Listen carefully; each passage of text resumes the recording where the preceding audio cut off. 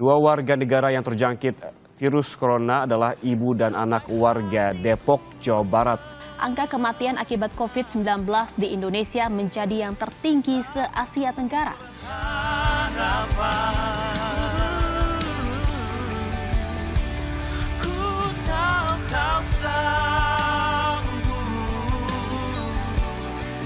Aku tak pernah sendiri,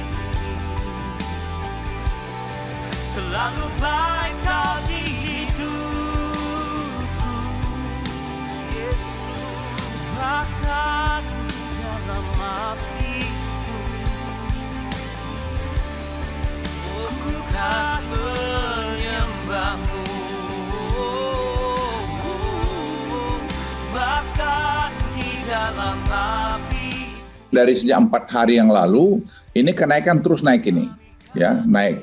Saya minta kepada seluruh rakyat Indonesia untuk tetap tenang dan waspada, mematuhi ketentuan-ketentuan yang ada, disiplin dalam menjalankan protokol kesehatan dan mendukung kerja-kerja aparat pemerintah dan relawan dalam menangani pandemi COVID-19 ini.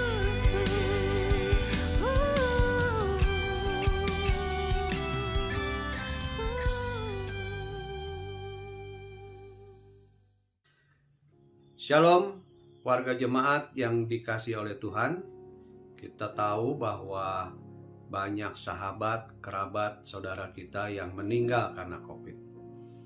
Sebagian meninggal karena mereka terlambat mendapatkan penanganan. Kita tahu rumah sakit penuh. Masuk UGD harus antri berjam-jam, bahkan ada yang berhari-hari. Nah, apa yang harus kita lakukan supaya penanganan bisa menjadi lebih cepat dan COVID tidak menjadi lebih berat? Jika Anda mengalami demam, batuk, pilek, mungkin hilang penciuman, sekarang kita harus selalu curiga pada COVID. Memang demam berdarah, tipes, penyakit infeksi lainnya itu menyebabkan demam, ya, menyebabkan panas. Tetapi yang pertama harus kita singkirkan adalah kemungkinan kena COVID dengan cara tes antigen atau lebih baik PCR sekalian. Periksa mandiri akan lebih cepat, ya. Jika hasilnya negatif, berarti Anda tidak kena COVID, istirahatlah dengan cukup. Makan antibiotik, penurun panas, dan juga vitamin. Minum air putih yang banyak, istirahat yang cukup. Jika hasil tesnya reaktif, segera lapor RT RW dan puskesmas.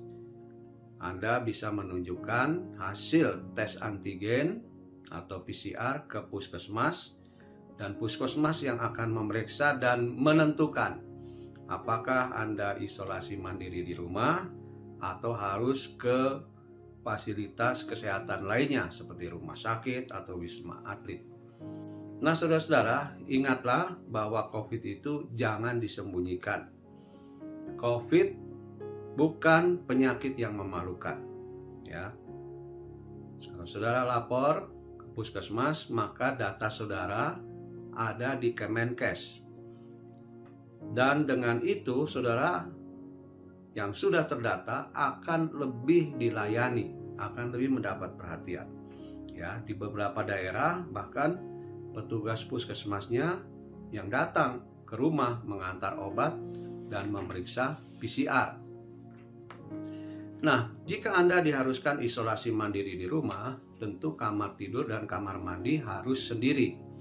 Tetapi jika tidak memungkinkan, kamar mandi itu harus dipakai bersama-sama, ya, biarlah orang yang sehat memakai dulu. Setelah itu, saudara yang kena COVID terakhir memakai kamar mandi itu. Setelah itu, disinfektan supaya bisa dipakai oleh yang lain. Ventilasi ruangan harus cukup, ya. Sinar matahari cukup. Anda harus makan antibiotik, antivirus, penurun demam, vitamin, dan selalu memeriksa suhu. Ya. Suhu normal itu 36,5 sampai 37,5 derajat Celcius. Juga dianjurkan mengukur saturasi oksigen dengan oximeter.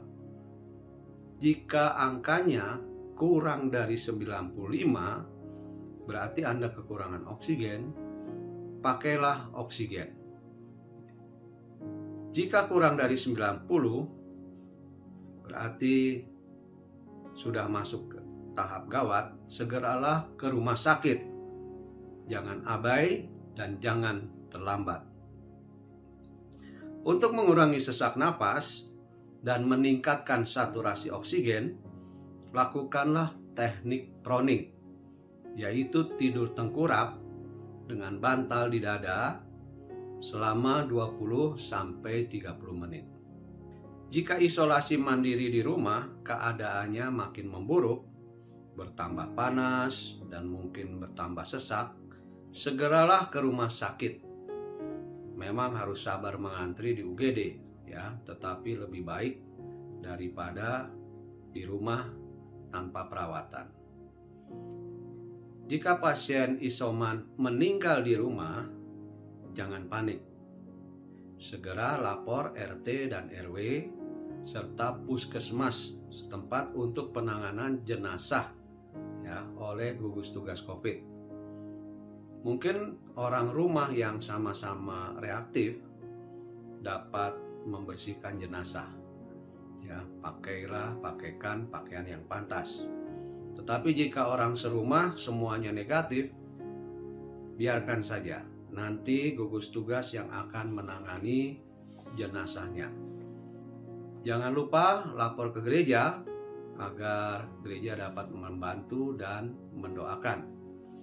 Simpanlah nomor HP gereja, RT RW atau tenaga kesehatan di puskesmas terdekat. Terakhir, saudara-saudara, jangan lupa patuhilah 5M. Ya, memakai masker, kalau bisa double, mencuci tangan lebih sering, bawalah hand sanitizer kemanapun Anda pergi, cuci tangan setiap kali habis memegang barang-barang di tempat umum, ya. Menjaga jarak 1,5 meter sampai 2 meter lebih bagus. Menghindari kerumunan, termasuk makan bersama, hindari dulu, dan mengurangi mobilitas. Di rumah saja, kalau perlu banget baru bisa pergi. Carilah informasi yang dimana Anda dapat menerima vaksin, ya. Jangan biarkan kesempatan itu hilang. Jika ada tempat-tempat di mana ada vaksinasi, datang, daftar untuk menerima vaksinasi. Dan terakhir, saudara-saudara, mari kita sesama anggota jemaat saling mendoakan, ya. Mungkin melalui HP, karena dukungan doa dari sahabat itu akan menyenangkan dan memberikan sukacita, memberikan kekuatan, ya, bagi yang sakit. Dan dampaknya, hati yang gembira itu akan menaikkan imunitas tubuh, sehingga kesembuhan akan terjadi lebih cepat. Sekali lagi, saudara-saudara, waspada terhadap COVID, jangan abai, jangan terlambat. Segera laporkan kepada RT RW dan puskesmas setempat. Tuhan menolong, Tuhan memberikan kesehatan, menjagai kita semua. Terima kasih. Amin.